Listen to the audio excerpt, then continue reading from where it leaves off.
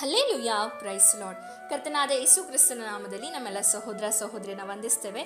ನೀವಿನ್ನೂ word of truth ಎಂಬ ಚಾನಲ್ನ ಮೊದಲನೇ ಬಾರಿಗೆ ವೀಕ್ಷಿಸುತ್ತಿರುವುದಾದರೆ ದಯವಿಟ್ಟು ಸಬ್ಸ್ಕ್ರೈಬ್ ಮಾಡ್ಕೊಳ್ಳಿ, ಲೈಕ್ ಮಾಡಿ, ಶೇರ್ ಮಾಡಿ, ಹಾಗೂ ನಿಮ್ಮ ಪ್ರಾರ್ಥನಾ ಮನವಿಗಳನ್ನು ನಮಗೆ ಕಮೆಂಟ್ ಮೂಲಕವಾಗಿ ತಿಳಿಸಿರಿ. ಹಾಗೆ ಕೆಳಗೆ ಕೊಟ್ಟಿರುವಂತಹ ನಂಬರನ್ನು ನಿಮ್ಮ ಪ್ರಾರ್ಥನಾ ಮನವಿಗಳಿರೋದಾದರೆ ನೀವು ತಿಳಿಯಪಡಿಸಬಹುದಾಗಿದೆ.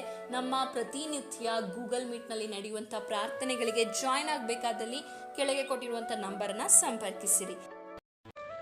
ಎಲ್ಲರಿಗೂ ಪ್ರೈಸ್ ದ ಲಾರ್ಡ್. ಕರ್ತನ ನಾಮಕ್ಕೆ ಮಹಿಮೆ ಉಂಟಾಗಲಿ. ಈ ಮೂಲಕ ನನ್ನ ಮಾತುಗಳನ್ನು ವೀಕ್ಷಿಸುತ್ತಿರುವಂತೆ ನಿಮ್ಮೆಲ್ಲರಿಗೂ ಪ್ರಭುವಾದ ಯೇಸು ಕ್ರಿಸ್ತನ ನಾಮದಲ್ಲಿ ನನ್ನ ಸ್ನೇಹ ಪ್ರೀತಿ ವಂದನೆಗಳನ್ನು ತಿಳಿಸೋನಾಗಿದ್ದೇನೆ. ನಿಮ್ಮೆಲ್ಲರನ್ನ ಈ ಮೂಲಕ ಸಂಧಿಸುವುದರಲ್ಲಿ ನನಗೆ ತುಂಬ ಸಂತೋಷವಿದೆ. ಪ್ರತಿದಿನ ದೇವರ ವಾಕ್ಯನ ಕೇಳುವುದರಲ್ಲಿ ನೀವೆಲ್ಲರೂ ತುಂಬ ಸಂತೋಷಿಸ್ತಿದ್ದೀರಿ ಎಂಬುದಾಗಿ ನಾನು ನಂಬ್ತೇನೆ. ಕಾರಣ ದೇವರ ವಾಕ್ಯ ನಮಗೆ ಜೀವವಾಗಿಯೂ ಬಲವಾಗಿಯೂ ನಮ್ಮ ಜೀವಿತವನ್ನು ರೂಪಿಸುವಂಥದ್ದು, ಕಟ್ಟುವಂಥದ್ದು, ನಮ್ಮ ಜೀವಿತವನ್ನು ಬದಲಾಯಿಸುವಂಥದ್ದಾಗಿದೆ. ಅದರಿಂದ ದೇವರ ವಾಕ್ಯನ ನಾವೆಷ್ಟು ಕೇಳ್ತೇವೋ ಅಷ್ಟು ಬದಲಾವಣೆಯನ್ನು ಕಾಣಲಿಕ್ಕೆ ಸಾಧ್ಯವಾಗುವಂಥದ್ದಾಗಿದೆ. ಅದರಿಂದ ಈ ದಿನವೂ ಕೂಡ ದೇವರು ನಮ್ಮೊಂದಿಗೆ ಮಾತಾಡಲಿಕ್ಕಾಗಿ ನಮ್ಮ ಕಣ್ಣುಗಳನ್ನು ಮುಚ್ಚೋಣ, ನಾವು ಪ್ರಾರ್ಥನೆ ಮಾಡೋಣ. ಪ್ರೀತಿ ಸ್ವರೂಪನಾದ ತಂದೆಯೇ, ಒಳ್ಳೆ ಸಮಯಕ್ಕಾಗಿ ಸ್ತೋತ್ರ.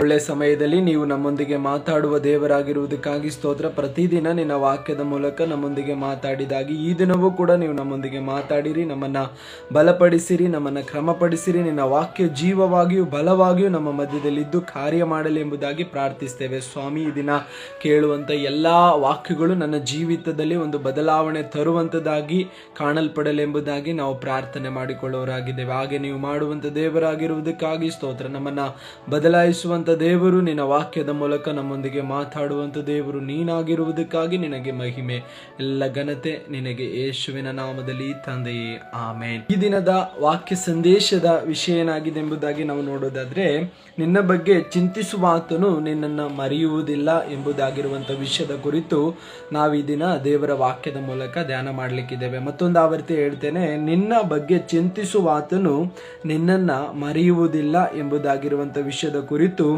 ಈ ದಿನ ದೇವರ ವಾಕ್ಯದ ಮೂಲಕ ನಾವು ಧ್ಯಾನ ಮಾಡಲಿಕ್ಕಿದ್ದೇವೆ. ಅದಕ್ಕೆ ಆಧಾರಿತವಾಗಿ ಒಂದು ವಾಕ್ಯವನ್ನು ನಾವು ಓದಿಕೊಳ್ಳೋಣ. ಯೆಶಾಯನ ಪ್ರವಾದನೆಯ ಗ್ರಂಥ 49ನೇ ಅಧ್ಯಾಯ 14ರಿಂದ 16ನೇ ವಚನದ ತನಕ ಹೀಗೆ ಬರೆಯಲ್ಪಟ್ಟಿದೆ.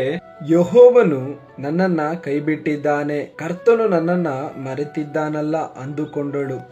ಒಬ್ಬ ಹೆಂಗಸು ತಾನು ಎತ್ತ ಮಗುವಿನ ಮೇಲೆ ಕರುಣೆ ಇಡದೆ ತನ್ನ ಮೊಲೆಕೂಸನ್ನ ಮರೆತಾಳೆ. ಒಂದು ವೇಳೆ ಮರೆತಾಳು, ನಾನಾದರೆ ನಿನ್ನನ್ನ ಮರೆಯೇ. ಇಗೋ, ನನ್ನ ಅಂಗೈಯಲ್ಲಿ ನಿನ್ನನ್ನು ಚಿತ್ರಿಸಿದ್ದೇನೆ, ನಿನ್ನ ಪೌಳಿಗೋಡೆಗಳು ಸದಾ ನನ್ನ ಕಣ್ಣೆದುರಿನಲ್ಲಿಯೇ ಇವೆ.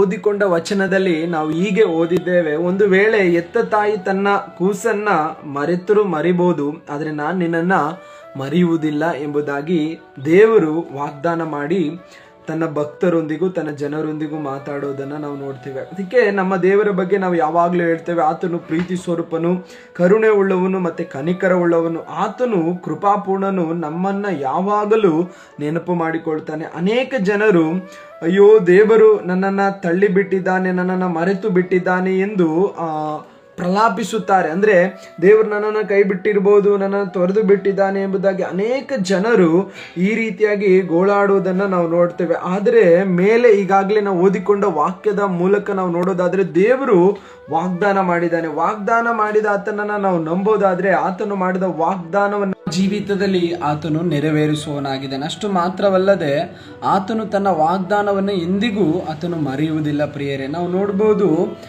ಭಕ್ತರಲ್ಲಿ ಅನೇಕ ಭಕ್ತರು ಸತ್ಯವೇದದಲ್ಲಿ ಹೀಗೆ ತಮ್ಮ ಜೀವಿತದ ಅನುಭವವನ್ನು ತಾವು ಹೇಳಿಕೊಳ್ಳೋದುಂಟು. ಯೋಬನು ನಾವು ನೋಡೋದಾದರೆ 19ನೇ ಅಧ್ಯಾಯ ಅದರ 14ರಿಂದ 15ನೇ ವಚನದಲ್ಲಿ ಹೀಗೆ ಹೇಳ್ತೇನೆ, ನನ್ನ ಬಂಧುಗಳು ನನ್ನನ್ನು ಬಿಟ್ಟು ಬಿಟ್ಟಿದ್ದಾರೆ, ನನ್ನ ಪರಿಚಯವಿದ್ದವರು ನನ್ನನ್ನು ಮರೆತಿದ್ದಾರೆ. ದಾವಿದನು ಇನ್ನೊಂದು ಕಡೆ ಹೀಗೆ ಹೇಳ್ಕೊಳ್ತೇನೆ, ಕೀರ್ತನೆ 31:12ರಲ್ಲಿ, ನಾನು ಸತ್ತವರಂತೆ ಯಾರ ಜ್ಞಾಪಕಕ್ಕೂ ಬಾರದವನಾದೆನು. ಹಾಗಾಗಿ ದಾವಿದನು ತನ್ನ ಅನುಭವದಲ್ಲಿ ತನ್ನನ್ನ ಕುರಿತು ಹೇಳಿಕೊಳ್ಳೋದನ್ನು ನಾವು ನೋಡ್ತೇವೆ. ಪ್ರಿಯರೇ, ಈ ದಿನಗಳಲ್ಲಿ ಅನೇಕರು ಮರೆತು ಬಿಡುವಾಗ ಮರೆಯದೆ ನೆನೆಸಿಕೊಳ್ಳುವಂತ, ನಮಗೋಸ್ಕರ ಚಿಂತಿಸುವಂತ ನಮ್ಮ ದೇವರು ನಮಗಾಗಿ ನಿರಂತರವಾಗಿ ಆತನು ಸಹಾಯಕನಾಗಿದ್ದಾನೆ. ಆತನು ನಮ್ಮನ್ನ ಎಂದಿಗೂ ಆತನು ಮರೆತು ಬಿಡುವುದಿಲ್ಲ, ಆತನು ನಮ್ಮನ್ನು ತೊರೆದು ಬಿಡುವುದಿಲ್ಲ.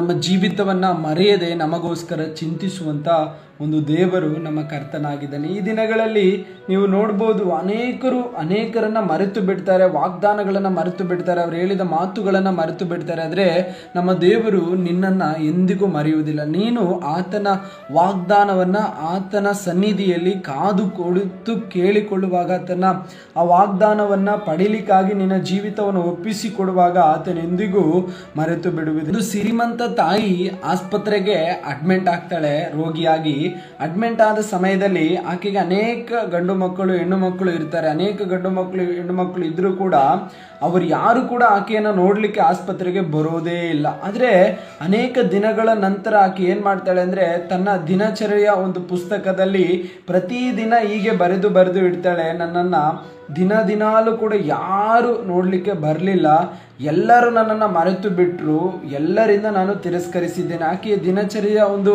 ಆ ಪುಸ್ತಕದ ಹಾಳೆಯಲ್ಲಿ ಹೀಗೆ ಬರೆದಿದ್ದಾಳೆ, ಪ್ರತಿದಿನವೂ ಕೂಡ ನನ್ನನ್ನು ಯಾರು ನೋಡ್ಲಿಕ್ಕೆ ಬರ್ಲಿಲ್ಲ, ಎಲ್ಲರೂ ನನ್ನನ್ನು ಮರೆತು ಬಿಟ್ಟಿದ್ದಾರೆ, ಎಲ್ಲರೂ ನನ್ನನ್ನು ತಿರಸ್ಕರಿಸಿದ್ದಾರೆ ಎಂಬುದಾಗಿ ಆಕೆ ತನ್ನ ದುಃಖವನ್ನ ಹಂಚಿಕೊಂಡಿರುವುದನ್ನ ನಾವು ನೋಡ್ತೇವೆ. ಪ್ರಿಯರೇ, ನೋಡ್ರಿ, ಈ ಲೋಕದಲ್ಲಿರುವ ಮನುಷ್ಯರು ಪ್ರೀತಿಗಾಗಿ ತವಕಿಸ್ತಾ ಇದ್ದಾರೆ. ಈ ಲೋಕದಲ್ಲಿರುವ ಮನುಷ್ಯರು ಕೂಡ ಯಾರು ನಮ್ಮನ್ನ ಬಂದು ನೋಡ್ತಾರೆ, ನಮ್ಮ ಕಷ್ಟದ ಸಂದರ್ಭದಲ್ಲಿ, ನಮ್ಮ ಜೀವಿತದಲ್ಲಿ ಕುಗ್ಗಿ ಹೋದಾಗ, ದುಃಖಿಸಲ್ಪಟ್ಟಾಗ ನನ್ನನ್ನು ಯಾರು ಮಾತಾಡಿಸ್ಲಿಕ್ಕೆ ಬರ್ತಾರೆ, ಯಾರು ನನ್ನ ಜೀವಿತದಲ್ಲಿ ಆಶ್ವಾಸನೆ ಹೇಳ್ತಾರೆ, ಯಾರು ಸಂತೈಸುವಿಕೆ ಹೇಳ್ತಾರೆ ಎಂಬುದಾಗಿ ಜನರು ಕಾದಿದ್ದಾರೆ. ಏನಕ್ಕೋಸ್ಕರ? ಪ್ರೀತಿಗಾಗಿ. ಬಯಸಿದ ಪ್ರೀತಿ ಜನರು ಅನುಭವಿಸ್ಲಿಕ್ಕೆ ಸಾಧ್ಯವಾಗ್ತಲ್ಲ. ಅನೇಕರಿಂದ ಕೈ ಬಿಡಲ್ಪಟ್ಟ ಅನುಭವ, ಅನೇಕರಿಂದ ತಿರಸ್ಕರಿಸಲ್ಪಟ್ಟ ಅನುಭವ. ಆದ್ರೆ ನಮ್ಮ ದೇವರು ಆ ರೀತಿಯಾಗಿರೋನಲ್ಲ. ಯೋಶ್ವನೊಂದಿಗೆ ಈ ರೀತಿಯಾಗಿ ಮಾತಾಡ್ತಾ ಇದ್ದೇನೆ. ಯೋಶ್ವನ ಪುಸ್ತಕ ಅದರ 1:6 ವಚನದಲ್ಲಿ ನಾವು ಓದಿಕೊಳ್ಳೋದಾದ್ರೆ, ನಿನ್ನನ್ನ ಕೈ ಬಿಡುವುದಿಲ್ಲ, ತೊರೆಯುವುದಿಲ್ಲ, ಸ್ಥಿರಚಿತ್ತನಾಗಿರು, ಧೈರ್ಯದಿಂದಿರು, ಯಾಕೆಂದರೆ ನಾನೇ ನಿನ್ನ ಜನರ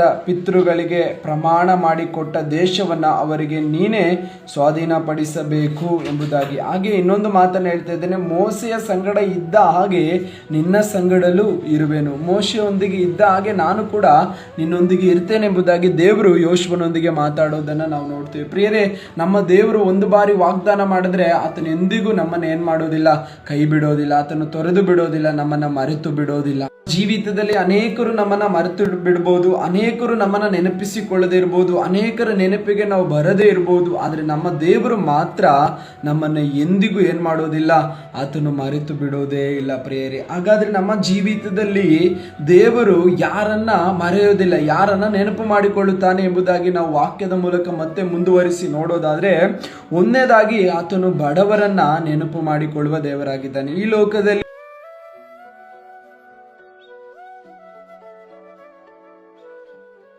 ನೋಡ್ಬೋದು, ಬಡತನದಲ್ಲಿರುವವರನ್ನು ಯಾರು ನೆನಪು ಮಾಡಿಕೊಳ್ಳುವುದಿಲ್ಲ, ಯಾರು ಅವರ ಕಷ್ಟವನ್ನು ಅರ್ಥ ಮಾಡಿಕೊಳ್ಳುವುದಿಲ್ಲ, ಅವರ ಕಷ್ಟದ ಪರಿಸ್ಥಿತಿಯಲ್ಲಿ ಯಾರು ಕೂಡ ಅವರ ಹತ್ತಿರ ಬರೋದೇ ಇಲ್ಲ. ಆದರೆ ನಮ್ಮ ದೇವರು ಕೀರ್ತನೆ 40:17 ವಚನದಲ್ಲಿ ದಾವೀದನು ಹೀಗೆ ಹೇಳ್ತಾ ಇದ್ದೇನೆ, ನಾನಾದರೂ ಕುಗ್ಗಿದವನು ದಿಕ್ಕಿಲ್ಲದವನು ಆಗಿದ್ದೇನೆ, ಕರ್ತನೇ ನನ್ನ ಚಿಂತಕನು ಎಂಬುದಾಗಿ ದಾವೀದನು ಕೂಗಿ ಹೇಳೋದನ್ನ ನಾವು ನೋಡ್ತೇವೆ. ನೋಡ್ರಿ, ನೆನಪು ಮಾಡಿಕೊಳ್ಳುವಂತ ವಿಷಯದಲ್ಲಿ 2 ವಿಭಾಗಗಳಿದೆ. ಒಂದನೇದಾಗಿ ನೆನಪು ಮಾಡುವುದು, ಎರಡನೇದಾಗಿ ನೆನಪಿನಲ್ಲಿ ಇಟ್ಟುಕೊಳ್ಳುವುದು.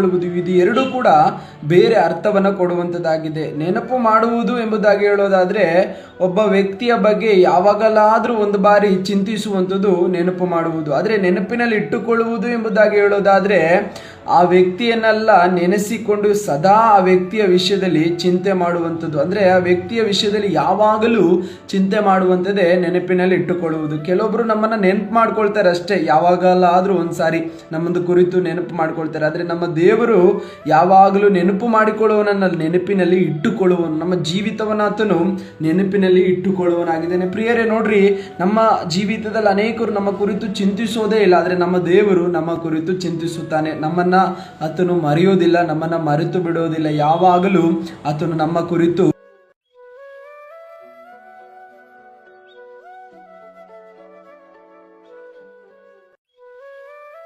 ಚಿಂತಿಸುವ ದೇವರಾಗಿದ್ದಾನೆ. ಆತನು ಬಡವರ ಕುರಿತು ಯಾವಾಗಲೂ ಚಿಂತಿಸ್ತಾ ಇರ್ತಾನೆ. ಬಡವರ ವಿಷಯದಲ್ಲಿ ಅವರಿಗೆ ಬೇಕಾದ ಎಲ್ಲ ಕಾರ್ಯಗಳನ್ನು ದೇವರು ಮಾಡಿಕೊಡ್ಲಿಕ್ಕಾಗಿ ಯಾವಾಗಲೂ ಬಯಸುವವನಾಗಿದ್ದಾನೆ. ಅದರಿಂದ ದೇವರು ಬಡವರ ವಿಷಯದಲ್ಲಿ ಎಂದಿಗೂ ಅವರನ್ನು ಏನ್ ಮಾಡೋದಿಲ್ಲ, ತೊರೆದು ಬಿಡೋದಿಲ್ಲ. ಕುರಿತು ಚಿಂತಿಸುವ ದೇವರು ನಮ್ಮ ದೇವರಾಗಿದ್ದಾನೆ. ಪ್ರಿಯರೇ, ಒಂದನೇದಾಗಿ ಆತನು ಬಡವರ ಕುರಿತು ಯಾವಾಗಲೂ ಚಿಂತಿಸುತ್ತಾನೆ, ಅವರನ್ನು ಯಾವಾಗಲೂ ನೆನಪು ಮಾಡಿಕೊಳ್ತಾನೆ. ಎರಡನೇದಾಗಿ ಯಾರನ್ನ ನೆನಪು ಮಾಡಿಕೊಳ್ತಾನೆ ಎಂಬುದಾಗಿ ನಾವು ನೋಡೋದಾದ್ರೆ, ವಿಧೇಯತೆ. ಆತನಿಗೆ ವಿಧೇಯತೆ ಉಳ್ಳವರನ್ನ ಆತನು ನೆನಪು ಮಾಡಿಕೊಳ್ಳುವವನಾಗಿರ್ತಾನೆ. ಆತನಿಗೆ ಯಾರು ವಿಧೇಯರಾಗ್ತಾರೋ, ಆತನ ಮಾತನ್ನ ಕೇಳಿ ಯಾರು ಅವರ ಜೀವಿತವನ್ನು ಒಪ್ಪಿಸಿಕೊಡ್ತಾರೋ, ಅವರ ಮಾತಿನಂತೆ ಯಾರು ನಡೆದುಕೊಳ್ತಾರೋ ಅವರನ್ನ ಆತನು ಯಾವಾಗಲೂ ನೆನಪು ಮಾಡಿಕೊಳ್ಳುವವನಾಗಿರ್ತಾನೆ. ಜೀವಿತದಲ್ಲಿ ನಾವು ನಮ್ಮ ದೇವರ ಮಾತಿಗೆ ಯಾವಾಗಲೂ ವಿಧೇಯರಾಗಿರ್ಬೇಕು. ನಾವು ಸತ್ಯವೇದದಲ್ಲಿ ನೋಡೋದಾದ್ರೆ ನೋಹನು ದೇವರ ಮಾತಿಗೆ ವಿಧೇಯನಾದದ್ದನ್ನ ನಾವು ಸತ್ಯವೇದದಲ್ಲಿ ನೋಡ್ಬೋದು. ನೋಹನು ದೇವರ ಮಾತಿಗೆ ವಿಧೇಯನಾದ್ದರಿಂದ ನೋಹನ ದಿನಗಳಲ್ಲಿ ಜನರು ಬಹಳ ಕೆಟ್ಟವರಾಗಿದ್ದರು. ಆದರೆ ದೇವರು ಜಲಪ್ರಳಯದಿಂದ ಅವರುಗಳನ್ನ ನಾಶ ಮಾಡಲು ತೀರ್ಮಾನಿಸಿದಾಗ, ಆದರೆ ದೇವರು ನೀತಿವಂತನಾದ ನೋಹನನ್ನ ನೆನಪು ಮಾಡಿಕೊಂಡು ಅವನಿಗೆ ಒಂದು ನಾವೆಯನ್ನ ಸಿದ್ಧಪಡಿಸಿ ಅವನನ್ನು ಅದರಿಂದ ರಕ್ಷಿಸ್ಲಿಕ್ಕಾಗಿ ದೇವರು ಸಿದ್ಧಪಡಿಸಿದ್ದನ್ನ ನಾವು ನೋಡ್ತೇವೆ. ಪ್ರಿಯರೇ, ನೋಹನ ಆ ವಿಧೇಯತೆ ಮೂಲಕ ದೇವರು ಆತನ ಕುಟುಂಬನನ್ನ ರಕ್ಷಿಸ್ಲಿಕ್ಕಾಗಿ ದೇವರು ಆತನಿಗೆ ಒಂದು ನಾವೆಯನ್ನ ಸಿದ್ಧಪಡಿಸ್ಲಿಕ್ಕಾಗಿ ಅಪ್ಪಣೆ ಕೊಡೋದನ್ನ ನಾವು ನೋಡ್ತೀವಿ. ಹಾಗಾದ್ರೆ ದೇವರ ಮಾತಿಗೆ ಯಾರು ವಿಧೇಯರಾಗ್ತಾರೋ ಅವರನ್ನ ನೆನಪಿನಲ್ಲಿಟ್ಟುಕೊಂಡು ಅವರಿಗೋಸ್ಕರ ಚಿಂತಿಸುತ್ತಾನೆ. ನಂತರ ಅವರಿಗೋಸ್ಕರ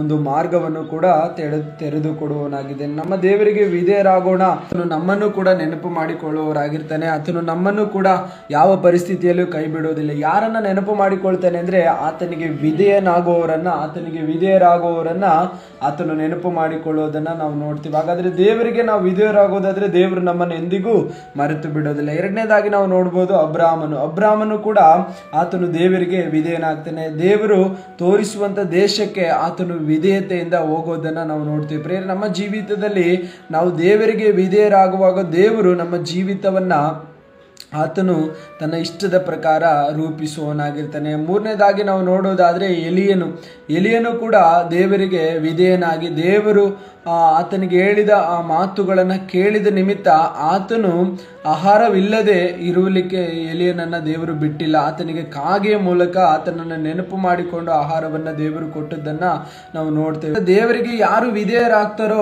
ಅವರಿಗೆ ಬೇಕಾದದನ್ನ ತಕ್ಕ ಸಮಯದಲ್ಲಿ ಒದಗಿಸುವಂತ ದೇವರು ನಮ್ಮ ದೇವರಾಗಿದ್ದಾನೆ. ಮೂರನೇದಾಗಿ ನಾವು ನೋಡಿಕೊಳ್ಳೋದಾದ್ರೆ ದೇವರು ಯಾರನ್ನ ನೆನಪು ಮಾಡಿಕೊಳ್ತಾನೆ, ಯಾರಿಗೋಸ್ಕರ ಚಿಂತಿಸುತ್ತಾನೆ ಅಂದ್ರೆ ಪ್ರಾರ್ಥಿಸುವವರಿಗೋಸ್ಕರ ಚಿಂತಿಸುವ ದೇವರು ನಮ್ಮ ಕರ್ತನಾಗಿದ್ದಾನೆ. ಒಂದು ವಾಕ್ಯವನ್ನು ಓದಿಕೊಳ್ಳೋದಾದ್ರೆ 1 ಸಾಮುವೇಲ 1:11 ವಚನ ನಾವು ಓದಿಕೊಳ್ಳೋದಾದ್ರೆ ಹೀಗೆ ಬರೆಯಲ್ಪಟ್ಟಿದೆ, ಯೆಹೋವನನ್ನ ಕುರಿತು ಸೇನಾಧೀಶ್ವರನಾದ ಯೆಹೋವನೇ, ನಿನ್ನ ದಾಸಿಯ ದುಃಖವನ್ನ ಪರಂಬರಿಸು, ನನ್ನನ್ನು ತಿರಸ್ಕರಿಸದೆ ಕನಿಕರವಿಟ್ಟು ನನಗೊಬ್ಬ ಮಗನನ್ನ ಕೊಡಬೇಕು. ಅವನು ಜೀವದಿಂದಿರುವ ತನಕ ನಿನ್ನವನಾಗಿಯೇ ಇರುವ ಹಾಗೆ ನಿನಗೆ ಪ್ರತಿಷ್ಠಿಸಿ ಕೊಡುವೆನು. ಅನ್ನಳು ಪ್ರಾರ್ಥಿಸಿದ್ದನ್ನ ನಾವು ನೋಡ್ತೇವೆ. ಹಾಗೆ ಅನ್ನಳು ಪ್ರಾರ್ಥಿಸಿದ್ರಿಂದ ದೇವರು ಆಕೆಯ ಕುರಿತು ಚಿಂತಿಸಿ ಆಕೆಗೆ ಬೇಕಾದ ಸದುತ್ತರವನ್ನ ದೇವರು ಕೊಟ್ಟದ್ದನ್ನ ನಾವು ನೋಡ್ತೀವಿ. ಅನ್ನಳ ದುಃಖವನ್ನ ಆಕೆ ದೇವರ ಮುಂದೆ ಇಟ್ಟಾಗ ಅದರ 10ನೇ ವಚನದಲ್ಲಿ ನಾವು ನೋಡ್ಬೋದು, ಆಕೆಗೆ ಮಕ್ಕಳಿಲ್ಲದೆ ಇರುವುದರಿಂದ ತುಂಬಾ ದುಃಖಿತಳಾಗಿ ತುಂಬಾ ವೇದನೆ ಪಡುತ್ತಾ ದೇವರ ಮುಂದೆ ಆಕೆಯ ಆ ಭಿನ್ನಹವನ್ನ ಆಕೆ ಇಟ್ಟಾಗ ಆ ಭಿನ್ನಹವನ್ನ ಕೇಳಿದ ದೇವರು ಆಕೆಯ ಕುರಿತು ಚಿಂತಿಸಿ ಆಕೆಯ ಕುರಿತು ನೆನಪು ಮಾಡಿಕೊಂಡು ಆಕೆಗೆ ಒಂದು ಮಗನನ್ನ ಕೊಟ್ಟದ್ದನ್ನ ನಾವು ನೋಡ್ತೇವೆ. ಪ್ರಿಯರೇ, ಆ ದೇವರ ಸನ್ನಿಧಿಯಲ್ಲಿ ಯಾರೆಲ್ಲ ಪ್ರಾರ್ಥಿಸುತ್ತಾರೋ ಅವರ ಕುರಿತು ಚಿಂತಿಸುವ ದೇವರು ನಮ್ಮ ಕರ್ತನಾಗಿದ್ದಾನೆ. ಅಬ್ರಾಮನು ಸೊದೋಮ್ ಗೊಮೋರ್ ಪಟ್ಟಣದ ಕುರಿತು ಮಧ್ಯಸ್ಥಿಕೆ ವಹಿಸಿ ಪ್ರಾರ್ಥಿಸಿದಾಗ ಆ ಲೋಟನ ಕುಟುಂಬವನ್ನ ನೆನಪು ಮಾಡಿಕೊಂಡ ದೇವರು ನಮ್ಮ ಕರ್ತನಾಗಿದ್ದಾನೆ. ಯಾರೆಲ್ಲ ದೇವರ ಸನ್ನಿಧಿಯಲ್ಲಿ ಪ್ರಾರ್ಥನೆ ಮಾಡಿಕೊಳ್ತಾರೋ ಅವರನ್ನ ಆತನು ಎಂದಿಗೂ ತಿರಸ್ಕರಿಸುವುದಿಲ್ಲ. ಅವರ ಕುರಿತು ಚಿಂತಿಸುವವನಾಗಿದ್ದಾನೆ. ಅವರನ್ನ ನೆನಪು ಮಾಡಿಕೊಳ್ಳುವ ದೇವರು ನಮ್ಮ ಕರ್ತನಾಗಿದ್ದಾನೆ. 4ನೇದಾಗಿ ಯಾರನ್ನ ಆತನು ನೆನಪು ಮಾಡಿಕೊಳ್ಳುತ್ತಾನೆ, ಯಾರ ಬಗ್ಗೆ ಆತನು ಚಿಂತಿಸುತ್ತಾನೆ ಎಂಬುದಾಗಿ ನಾವು ನೋಡೋದಾದ್ರೆ ಆತನನ್ನ ಹಿಂಬಾಲಿಸುವವರ ಬಗ್ಗೆ ಆತನು ಚಿಂತಿಸುವವನಾಗಿದ್ದಾನೆ. ಆತನನ್ನ ಹಿಂಬಾಲಿಸುವವರ ಬಗ್ಗೆ ಆತನಿಗೆ ಯಾವಾಗಲೂ ಚಿಂತಿಸುವಂತ ದೇವರಾಗಿದ್ದಾನೆ. ನೋಡ್ರಿ, ನಾವು ಯೇಸು ಸ್ವಾಮಿಯನ್ನ ಹಿಂಬಾಲಿಸ್ತಾ ಇದ್ದೇವೆ, ನಮ್ಮ ಕುರಿತು ಯಾವಾಗಲೂ ನಮ್ಮ ದೇವರು ಚಿಂತಿಸ್ತಾ ಇದ್ದಾನೆ. ನಾವು ಸತ್ಯವೇದದಲ್ಲಿ ನೋಡೋದಾದ್ರೆ ಅಪೋಸ್ತಲರು ತನ್ನೊಂದಿಗಿರ್ಲಿಕ್ಕಾಗಿ ಆರಿಸಿಕೊಂಡ ಅಪೋಸ್ತಲರು ಒಂದು ಬಾರಿ ತಮ್ಮ ಸ್ವಂತ ತೀರ್ಮಾನದಿಂದ ಮೀನು ಹಿಡಿಲಿಕ್ಕೆ ಹೋಗ್ತಾರೆ. ಆದ್ರೆ ಮೀನು ಹಿಡಿಲಿಕ್ಕೆ ಹೋದಂತ ಅವರಿಗೆ ಯಾವ ಮೀನು ಸಿಕ್ಕೋದಿಲ್ಲ. ರಾತ್ರಿ ಎಲ್ಲ ಪ್ರಯಾಸ ಪಟ್ಟರು ಒಂದು ಮೀನನ್ನ ಹಿಡಿಯಕ್ಕಾಗಲ್ಲ. ಆದ್ರೆ ದೇವರು ಅವರ ಬಗ್ಗೆ ಚಿಂತಿಸಿ ಅವರಿಗೆ ಬೇಕಾದ ಆಹಾರವನ್ನ ಸಿದ್ಧ ಮಾಡಿ ಅವರ ಹತ್ರ ಹೋಗಿ ಅವರನ್ನ ಸಂಧಿಸಿದ್ದನ್ನ ನಾವು ನೋಡ್ತೇವೆ. ಹಾಗಾದ್ರೆ ತನ್ನನ್ನ ಹಿಂಬಾಲಿಸುವವರ ಕುರಿತು ಚಿಂತಿಸುವ ದೇವರು ನಮ್ಮ ಕರ್ತನಾಗಿದ್ದಾನೆ. ನಾವು ನೋಡ್ಬೋದು, ಅವರ ಕುರಿತು ಚಿಂತಿಸಿದ್ದು ಮಾತ್ರ ಅಲ್ಲ, ಅವರಿಗೆ ಬೇಕಾದದ್ದನ್ನ ಸಿದ್ಧ ಮಾಡಿ ಕೊಟ್ಟಂತ ದೇವರು ನಮ್ಮ ದೇವರಾಗಿದ್ದಾನೆ. ಹಾಗಾದ್ರೆ ಪ್ರಿಯರೇ, ನಿಮ್ಮ ಬಗ್ಗೆ ಚಿಂತಿಸುವಂತ ದೇವರು, ನಿಮ್ಮ ಕುರಿತು ನಿಮ್ಮನ್ನ ಮರೆಯದೇ ಇರುವಂತ ದೇವರು, ನಿಮ್ಮ ಕುರಿತು ಒಂದು ಪ್ಲಾನ್ ಇಟ್ಟುಕೊಂಡಂಥ ದೇವರು ನಮ್ಮ ಪ್ರಭುವಾದ ಯೇಸು ಕ್ರಿಸ್ತನಾಗಿದ್ದಾನೆ. ಆತನ ಕರಗಳಲ್ಲಿ ನಿಮ್ಮನ್ನು ಒಪ್ಪಿಸಿಕೊಡೋದಾದರೆ ನಿಮ್ಮ ಜೀವಿತವನ್ನು ಆಶೀರ್ವದಿಸಲ್ಪಟ್ಟ ರೀತಿಯಲ್ಲಿ ಆತನು ಮುನ್ನಡೆಸೋನಾಗಿದ್ದಾನೆ. ಕಣ್ಣುಗಳನ್ನು ಮುಚ್ಚೋಣ, ಪ್ರಾರ್ಥನೆ ಮಾಡೋಣ. ಕೇಳಲ್ಪಟ್ಟ ವಾಕ್ಯಗಳು ಅನುಸರಿಸಿ ನಡಿಲಿಕ್ಕೆ ಬೇಕಾದ ಕೃಪೆಯನ್ನು ದೇವರೇ ನೀನು ಅನುಗ್ರಹಿಸು. ನೀವು ನಮ್ಮ ಬಗ್ಗೆ ಚಿಂತಿಸುವ ದೇವರು, ನಮ್ಮನ್ನು ಎಂದಿಗೂ ಮರೆಯುವುದಿಲ್ಲ. ನಿನ್ನ ಕೃಪೆಯಲ್ಲೇ ನಮ್ಮನ್ನು ನಡೆಸು. ಎಲ್ಲ ಘನತೆ ಮಹಿಮೆ ನಿನಗೆ, ಯೇಸುವಿನ ನಾಮದಲ್ಲಿ ತಂದೆಯೇ, ಆಮೇನ್ ಆಮೇನ್. ದೇವರ ವಾಕ್ಯದ ಮೂಲಕ ನಿಮ್ಮನ್ನು ಆಶೀರ್ವದಿಸಲಿ. ಆದರೂ ಪ್ರಾರ್ಥನಾ ಮನವಿಗಳಿರೋದಾದರೆ ಕೆಳಗೆ ಕೊಟ್ಟಿರುವ ನಂಬರಲ್ಲಿ ನೀವು ಸಂಪರ್ಕ ಮಾಡಿ ಪ್ರಾರ್ಥನಾ ಮನವಿಗಳನ್ನು ತಿಳಿಸೋದಾದರೆ ನಾವು ನಿಮಗೋಸ್ಕರ ಪ್ರಾರ್ಥನೆ ಮಾಡ್ತೇವೆ. ನಂತರವಾಗಿ ಪ್ರತಿದಿನ ನಮ್ಮ ಗೂಗಲ್ ಮೀಟಿನಲ್ಲಿ ನೀವು ಪ್ರಾರ್ಥನೆಗೆ ಜಾಯ್ನ್ ಆಗಬೇಕಾದ್ರೆ ಅದೇ ಕೆಳಗೆ ಕೊಟ್ಟಿರುವ ನಂಬರ್ನಲ್ಲಿ ವಾಟ್ಸಪ್ ಇದೆ, ಅದರ ಮೂಲಕ ನೀವು ಲಿಂಕನ್ನು ಕೇಳಿಕೊಳ್ಳೋದಾದರೆ ನಾವು ಲಿಂಕನ್ನು ನಿಮಗೆ ಕಳಿಸಿಕೊಡ್ತೇವೆ. ಅದರಲ್ಲಿ ನೀವು ಪ್ರಾರ್ಥನೆಗೆ ಜಾಯ್ನ್ ಆಗ್ಬೋದು. ಪ್ರತಿದಿನ ಪ್ರಾರ್ಥನಾ ಮನವಿಗಳನ್ನು ನೀವು ಹಂಚಿಕೊಳ್ಬೋದು, ನಿಮಗೋಸ್ಕರ ಪ್ರಾರ್ಥಿಸುವವರಾಗಿರ್ತಾರೆ. Praise the Lord. ಆಮೇನ್.